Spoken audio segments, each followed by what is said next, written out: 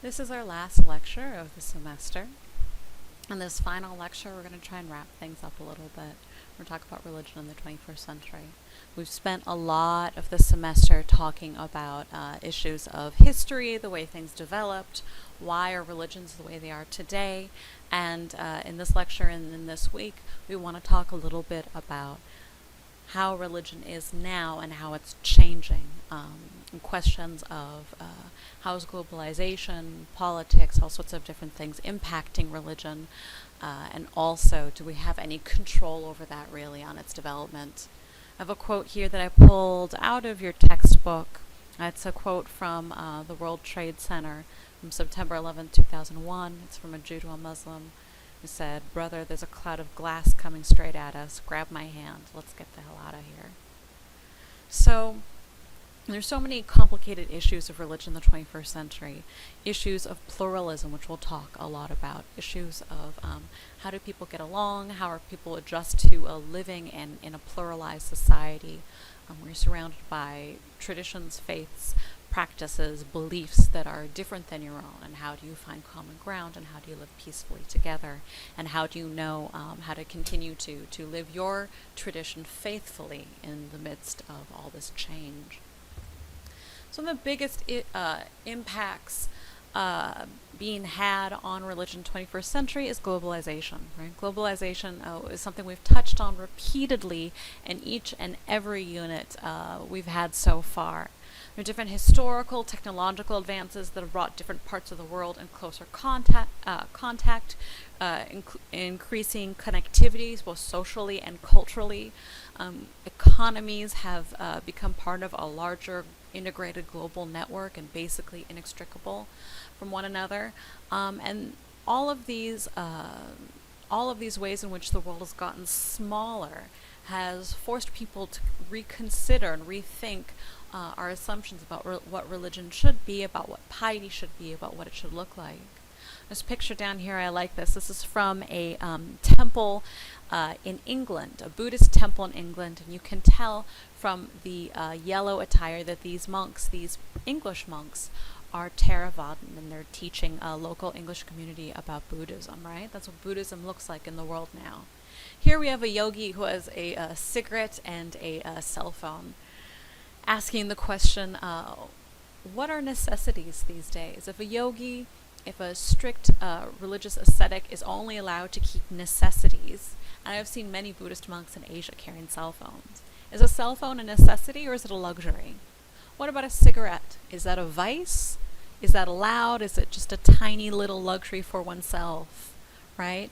How do we know now what is necessary and what is not necessary in a world that's growing and changing with new products all the time, with people being pressured into believing that certain products, certain items are needed, right? How do we know?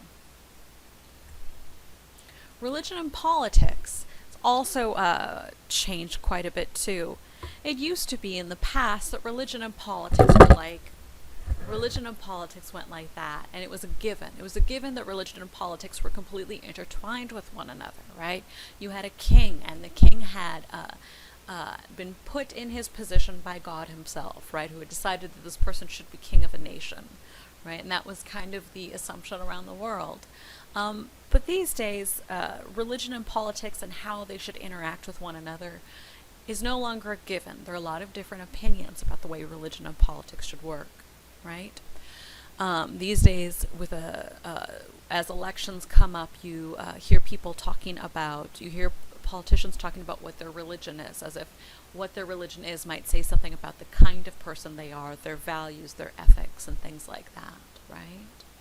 The link between religion and politics will continue to be important. And a lot of countries, political parties are linked with particular faiths, and those faiths legitimize their agendas, right? Not just in America, though in America you see certain people, certain politicians linked with religion. And most countries, there are political parties that link themselves with religion, and by doing so try to legitimize themselves, show themselves as more authentic, more trustworthy, perhaps more closer to the common man, and so on and so forth, right? So the link between religion and politics, my point is shifting and changing. The way we think about it is changing. So there have been a lot of different responses to these changes in religion around the world, and the shortening the distance between different cultures and different religions. The first response we're going to look at is that of secularism, right? There are a lot of calls for secularism in countries these days. Secularism in public property, secularism in politics, secularism in workplaces or in life. So what is secularism? It's important to point out, and I want you to take note of this, that when we use this word secularism, there are actually at least 4 different ways that we use it. And sometimes people aren't always clear on what they mean when they say secularization. Secularism, number 1, may refer to the separation of church and state, which many nations have adopted. Secularism sometimes refers to the assumption that economic and political ideologies like capitalism, communism, liberalism will one day render religion irrelevant. Right? There are some people who think that as society progresses, that religion will just become a thing of the past, just naturally speaking. Sometimes when people use the word secularism, they may be referring to some sort of criticism of religion. And sometimes they just refer to the fact that faith is only one possibility amongst many options for a person's life. So you see that word secularism get thrown around. Know that there are a lot of different ways it can be interpreted, but it is one common response to religion in the 21st century. And basically, what all of these are getting at, all of these definitions are getting at, is that secularism believes there needs to be a redefinition of what exactly religion is and where its authority lies and where its authority ends, right? What is the definition of religion, and to what extent should it be part of public life, and to what extent should it just remain a private sort of issue? Now, I want to get into 4 other responses to pluralism and to faith in the world. And these 4 are all linked in one way or another. Secularism, I think, in a lot of ways, is the most clear of all these 5 responses that we're looking at. Exclusivism, inclusivism, pluralism, and universalism, and all in some ways kind of interact. Exclusivism is the idea that your religion or my religion is the one religion, it is the only valid religion, and all other religions are incorrect or invalid, right? So you're excluding everyone else. Now there's also inclusivism. Inclusivism is the idea that other religions besides my own, besides your own, are not necessarily seen as false or as threats, right? So inclusivism tries to include other people and say, okay, your religious beliefs are valid, right? Whether or not I agree with them, they're valid. Inclusivism then divides into 2 categories, pluralism and universalism, and they seem similar, but they're not exactly the same. In pluralism, individuals affirm their own personal deep faith commitments, but believe that doing so does not necessarily mean they have to be exclusivistic, okay? Right, so I can have my religion, but it doesn't mean I have to take a polemic, which is, say, a antagonistic or a warlike response towards other religions, right? You can have your religion, I can have my religion. Universalism is similar, but universalism would take that a step further and say, actually, all religions share like deep interconnections with each other, right? So you hear people who say, basically all religions are based upon peace and love. That's a universalist claim, right? All religions are valid in that way. So keep track of these 2 because they're both inclusivistic, but they're not exactly the same. Pluralism says we can have our own separate ideas that are different, but both valid. Universalism says actually we're linked and we're all linked in some way. I have this picture here on the side I pulled from the internet. About 4 or 5 years ago, you might have seen this floating around.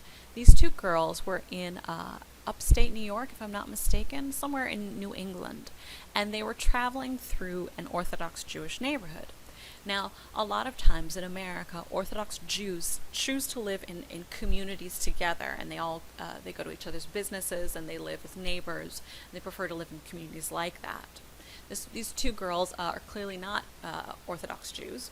It was a very, very hot day in the summer, and they were walking through this neighborhood, and there was kind of this convenience store, and they wanted to go in and get something to drink, and they were told that they had to leave, right? And there's a sign right here in the door that's blown out for you to see here, but it's right here in the door. It says dress code for the store. It says the same right here in Hebrew. It says no shorts, no barefoot, no sleeveless, no low-cut neckline allowed in the store.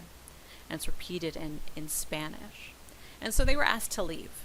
And they really took offense at it, right? Because they felt like this store had no right to kick them out. They just wanted to come in and buy something, and they also felt like these values, this dress code reflected an old-fashioned sort of values that was patriarchal and sexist, right? So they took this picture with the sign. So it raises a lot of interesting questions, right? When we don't not just have people of different religions, but very different world views and different values, how do we live together, right? These girls in particular, do you think they have a right to be offended at this, right? Is this a sexist sort of thing, this dress code? Should private businesses like this be more inclusive of people the way they want to dress, right?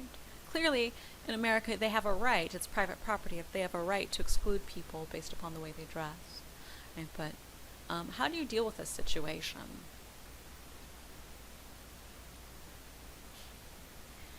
So, religious pluralism, broadly speaking, is really the current global situation, right? There are many, many different religions, and we all live side by side, and we kind of have to accept that to some extent.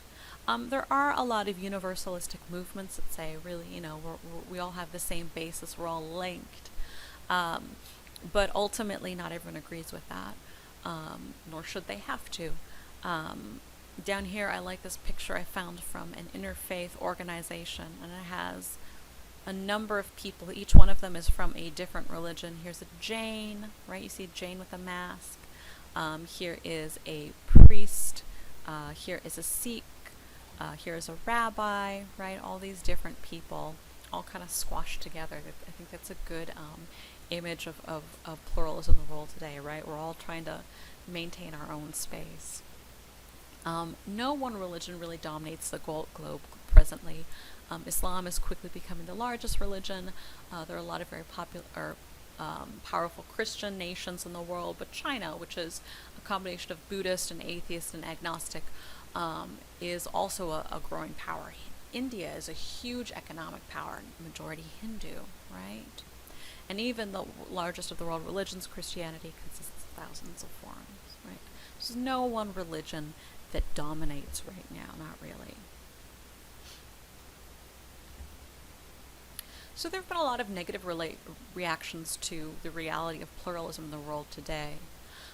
Those are kind of divided into defensive reactions and offensive reactions. Defensive reactions really consist of hardening of religious boundaries, right? When you see traditions that try to keep other people out and see change and progress as being a danger to them.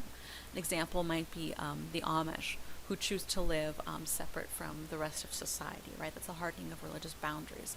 Though it's not necessarily an offensive one, it's not necessarily antagonistic. And you see other traditions that are antagonistic in the way they cut out the rest of the world, like the Westboro Baptists is a good example. They're also very offensive as well, but they're defensive too. Just recently in the news, depending upon when you're watching this in the future, there has been questions about whether or not America should welcome Syrian refugees into this country, and there have been some politicians that said, well, we should allow Christian Syrians but not Muslim Syrians, right? That's a very defensive reaction to pluralism. It says, let's try and keep things as normal as possible. Whatever normal is for us, let's try and keep it the way things are as much as possible. And then there are very offensive reactions. Terrorism and counterterrorism, right?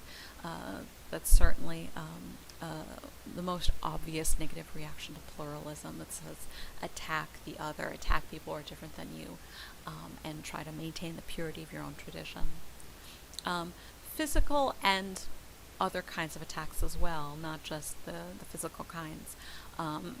Occasionally now in America and Europe, you do hear of people vandalizing different places of worship out of a sense of fear of them, out of a sense of trying to kick them out. That's a very offensive reaction as well.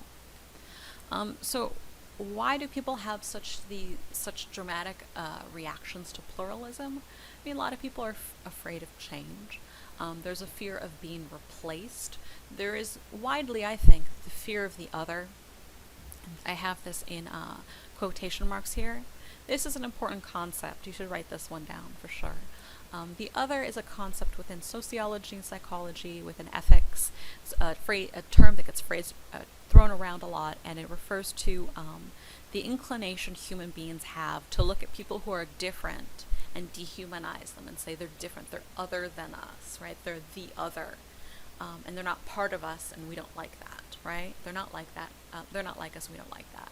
And it doesn't have to be dramatically different. It could be just someone who has a particular, who is an immigrant and has a particular accent or a particular way of acting or dressing. They come from a different city or part of the country and they act very differently. We say they're other, and we don't really like that. Right? I think it's really normal for human beings to have that reaction to things that are new. And things that are other. And a lot of people give in to that fear.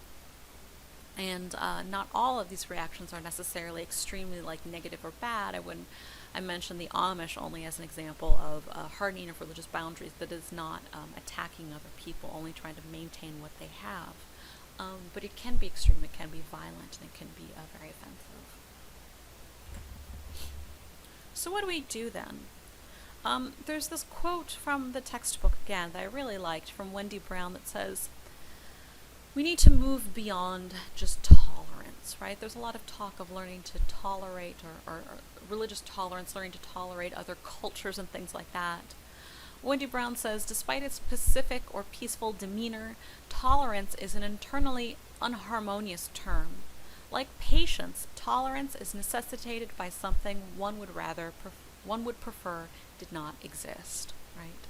So when we talk about learning to be patient or tolerant with people who are different, what we're saying is we have to learn to suffer the fact that they're there and we don't want them to be there, right? So I want to talk about interfaith as and interfaith movements now as an attempt to move beyond tolerance towards acceptance and respect and recognition. Okay. We can forge relationships based on understanding and respect. We can go beyond just coping with the discomfort of the other. Down here we have a picture. This is an interfaith organization.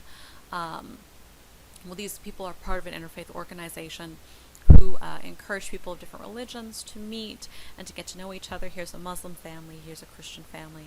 They're meeting in a church, and this is a special meeting for their community, which has a number of Muslim immigrants, so they can get to know each other, right? So we can move past that. I included this quote down here that says, spirituality is not merely tolerance. It is the absolute recognition of the other's faith in God as one's own. I've underlined these words, faith as one's own, because I think I've had a lot of students who think that this quote is a universalistic quote. It's saying that your God is just the same as my God, right?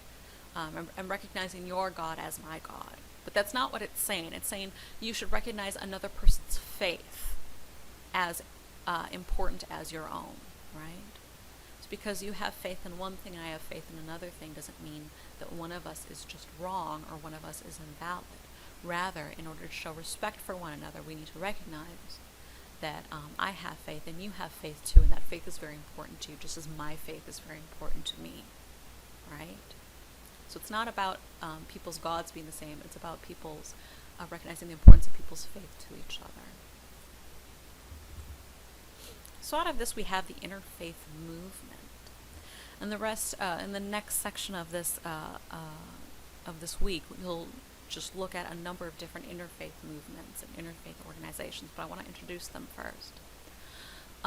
So even though religious boundaries are hardening up in some areas, the boundaries are opening up and welcoming different forms of the religious response and many others. Right? We just looked at an interfaith, a picture of an interfaith organization. We'll look at several others. This class, in some ways, is maybe part of the interfaith movement, right? Maybe you came into this class hoping to learn more about other religions, but have a desire to understand and appreciate and respect them, right? That's an interfaith action. Within interfaith, there are a number of interfaith dialogue groups. This phrase, interfaith dialogue, it's a contemporary movement gaining momentum.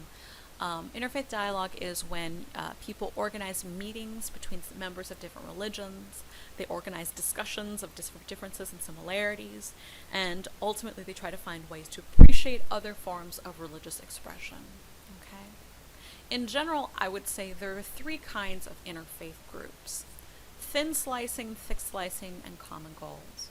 And there's a document in the next part of this class on the website that explains the way I understand thin slicing and thick slicing and common goals in more detail, and why I think it's important to differentiate between the three. But I'll let you read that document when you're done.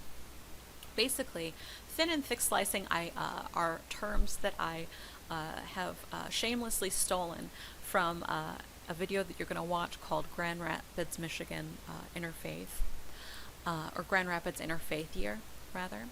In it, a professor talks about the differences between interfaith dialogues that are thin slicing, in which people try to find similarities in order to create a sense of connection. For example, Muslims and Christians both believe in, a loving God and peace, right? You could say that's thin slicing, or you're finding similarities. And then there's thick slicing. Thick slicing is when you learn about each other's differences and learn to appreciate what makes each other different, right? And that will create, that leads to a number of discussions that we'll have online, or one or two discussions we'll have online about how do we find similarities without forgetting the fact that we need to appreciate differences. And finally, common goals are organizations that just focus on working together and pooling resources. They don't necessarily try to learn about one another. That's not the point of common goals, interfaith groups, right? We'll look at a few websites that are common goals, in which a number of different religious communities in one city, Muslim, Christian, Jewish, etc., pool their resources to support a homeless shelter, for example, right? They're not trying to learn about each other. They're just trying to pool their resources and support the homeless shelter. It's another kind of interfaith organization. There have been a number of global interfaith initiatives as well. A lot of people propose some sort of organized global gathering of faiths that could in some way function in advisory capacity to international organizations such as the United Nations. There has been this push to have this United Nations interfaith committee that would help advise the United Nations on issues of conflicts, cultural conflicts, and religious wars, to help the United Nations better help those regions. The problem with that is basically no one can really decide on what that would look like.